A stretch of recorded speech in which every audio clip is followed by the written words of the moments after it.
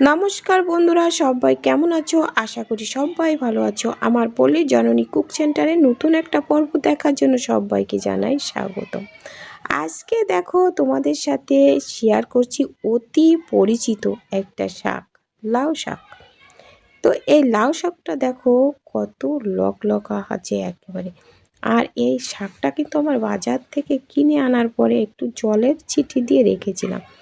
তো তারপরে তো আমি পরের দিন কাটছি কিন্তু শাকটা। সাথে সাথে শাক কিনে আনার সাথে সাথে কিন্তু খাওয়া হয় না, যেহেতু আমাদের সন্ধ্যাবেলায় বাজার করে এই জন্য। তো এনে কিন্তু জলের ছিটি দিয়ে রেখেছিলাম। আর কত লকলকা দেখো একেবারে, খুবই সুন্দর খেতে। কিন্তু এর আগেও কিন্তু তোমাদের সাথে লাউ শাকে শেয়ার করেছি যে যে লাউর পাতা দিয়ে ইলিশ মাছ ভাপা করছিলাম। তো সে ভিডিওতে তোমরা অনেক অনেক ভালোবাসা দিয়েছো, তো এটাও আশা করি তোমাদের কাছে ভালো লাগবে। আর এই যে দেখো শাকগুলো আমি কেটে নিচ্ছি, আর এই শাকগুলো কাটতে কাটতে তোমাদের সাথে শেয়ার করব যে কিভাবে এই শাকটা রান্না করলে পুষ্টিগুণ ঠিক থাকবে, আর কি কি পুষ্টিগুণ আছে, কাদের খাওয়া যাবে কাদের খাওয়া যাবে না, এই সমস্ত কথাগুলো একটু জেনে নেব। তো তোমরা কেউ স্কিপ করো না, তোমরা সবাই দেখতে থাকো। আর দেখার শুরুতে কিন্তু একটা লাইক করে দিও। আর নতুন বন্ধুরা আমার চ্যানেলটা সাবস্ক্রাইব করে পাশে থাকা বেল আইকনটিতে ক্লিক করে রেখো, তাহলে কিন্তু আমি ভিডিও আপলোড করার সাথে সাথে তোমরা পেয়ে যাবে। তো দেখো লাউ শাকে কিন্তু মানে পুষ্টিগুণে ভরপুর। এতে আছে ভিটামিন এ, সি, বি, যা চোখ ও যে কোনো রোগ প্রতিরোধ ক্ষমতা মানে ভালো রাখে। আয়রন ও ক্যালসিয়ামও কিন্তু খুব বেশি, যা রক্ত ও হাড় আমাদের মজবুত করে। রক্ত ভালো থাকে, হাড় দাঁত মজবুত করে লাউ শাক খেলে। তাছাড়া ফাইবার বেশি থাকে, যা হজমে সাহায্য করে। যাদের কোষ্ঠকাঠিন্য আছে তাদের জন্য কিন্তু লাউ শাকটা খুবই উপকারী। কিভাবে খেলে এই পুষ্টি থাকবে সেটা তো আমরা দেখতেই পারবো যে রান্না করতে করতে বাকিগুলো বল। এই যে দেখো লাউর পাতাগুলো আমি সব কিন্তু আগে থেকে ধুয়ে বেছে পরিষ্কার করে নিয়েছি। আর এই যে দেখো পাতা ডাঁটা একটু বড় বড় করে কাটছি কেন, সব শাকগুলো আমি এইভাবে কেটে নেব। এবার দেখো লাউ শাকগুলো কিন্তু সব কেটে নিয়েছি। লাউ শাকের যে ডাঁটাগুলো না, ওগুলো কেটে নিয়েছি। তো দেখো চলো এবার এদিকে নিয়েছি দেখো আলু।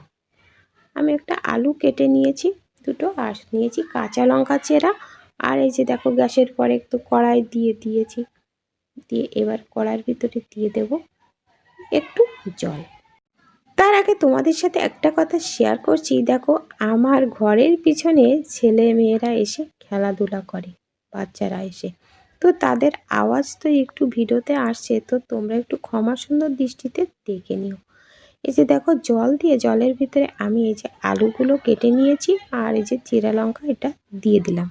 আর জানো তো বন্ধুরা, আলুর খোসার নিচে থাকে কিন্তু ভিটামিন। তো এটা কিন্তু খোসাটা আমি সাধারণত আলুর খোসা কিন্তু সেদ্ধ করার পরে তাই খোসা বেছে ফেলি, তো এজন্য খোসা সহ কিন্তু কেটে দিয়েছি। এবার দেখো আমি চামচে করে দেখো পরিমাণ মতো দিয়ে দিলাম হলুদের গুঁড়ো। আর এই যে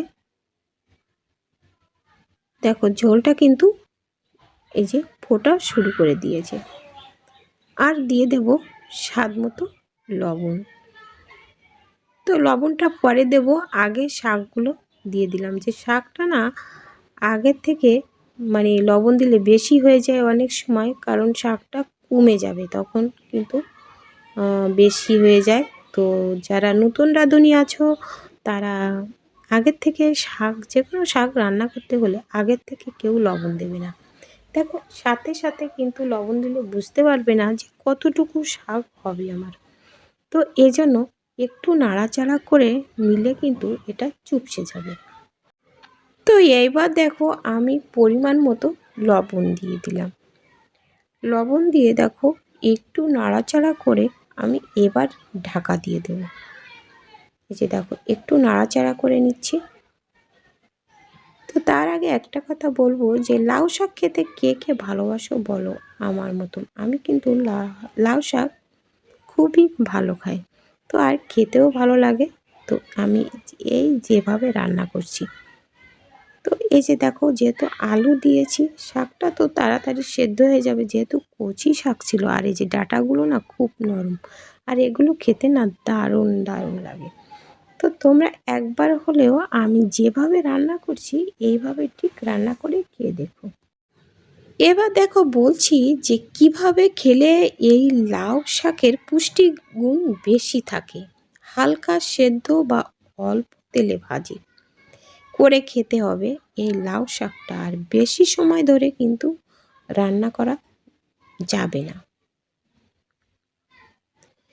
আর এই যে সেদ্ধ করার পরে এই যে জল থাকবে না, এই জলটা কিন্তু ফেলা যাবে না। এই জলটা ফেলে দিয়ে রান্না করলে কিন্তু পুষ্টিটা চলে যাবে। তো দেখো আমার সবজিটা সেদ্ধ হয়ে গেছে। তো আমি কিন্তু কড়াইতে, এই তেলের কড়াই ছিল, তো এই কড়াইয়ের ভিতরে দেখো দিয়ে দিলাম দুটো শুকনো লঙ্কা ফেলে। তো এই ঝোলটা ফেলে দেওয়া যাবে না, ফেলে দিলে পুষ্টিগুণ বের হয়ে যাবে। তাছাড়া এই সবজি না নিরামিষও রান্না করা যাবে, ডালের ভিতরে দিয়ে রান্না করা যাবে, আবার চিংড়ি মাছের সাথেও কিন্তু রান্না করা যাবে। আমি কিন্তু এখানে নিরামিষভাবে রান্না করব। এখানে কিন্তু কোনো পেঁয়াজ রসুনের ব্যবহার করব না। তো এইভাবে রান্না করলেও কিন্তু খেতে ভালো লাগে। তোমরা চাইলে পেঁয়াজ রসুন দিয়েও কিন্তু রান্না করতে পারবে। এর ভিতরে দিয়ে দিলাম গোটা জিরে, আর দিয়ে দেব একটু কালো জিরে। আর কোনো মশলা কিন্তু এর ভিতরে আমি দিচ্ছি না, তোমরা দেখতে থাকো আর কি কি করি। তো এবার দেখো দিয়ে দিলাম সেই শাক আর আলু সেদ্ধ করে রাখা আগের থেকে, সেটা এই যে ঢেলে দিলাম। এর ভিতরে কিন্তু একটু জল জল মতো আছে, জলটা শুকিয়ে নিতে হবে, তাহলে কিন্তু খেতে ভালো লাগবে। এবার দেখো আমি এই সবজির ভিতরে দিয়ে দেব একটু মিষ্টি।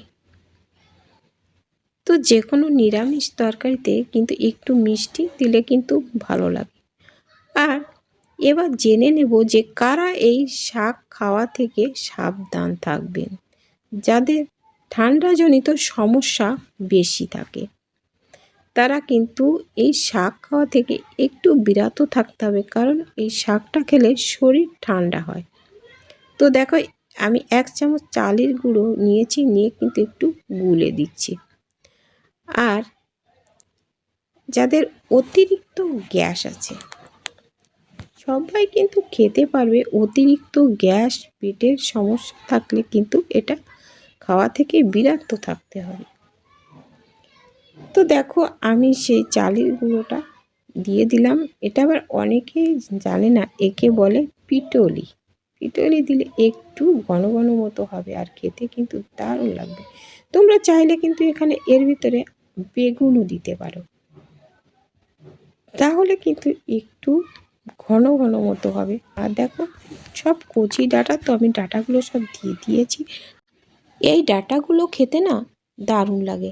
আর দেখো এরকম গামাকা গামাকা ঝোল করেছি। তো এই অবস্থায় গ্যাসটা বন্ধ করে কিন্তু আমি এবার নামিয়ে নেব। আর ভিডিওটা যদি ভালো লাগে তো একটা লাইক করে দিও, আর বন্ধুদের সাথে পারলে একটু শেয়ার করে দিও। আর এমন আরও উপকারী ভিডিও পেতে আমার চ্যানেলটা সাবস্ক্রাইব করে পাশে থেকো। তো বন্ধুরা এই যে দেখো ফাইনালি এরকম আমি শুকনো শুকনো করে আমি এই যে নামিয়ে নিয়েছি। এই যে দেখো নামিয়ে নিয়েছি। এবার এটা গরম ভাতের সাথে খেতে কিন্তু দারুণ লাগবে। তো বন্ধুরা আজ এ পর্যন্ত, দেখা হবে পরবর্তী ভিডিওতে। ততক্ষণে তোমরা ভালো থেকো, সুস্থ থেকো। নমস্কার বন্ধুরা।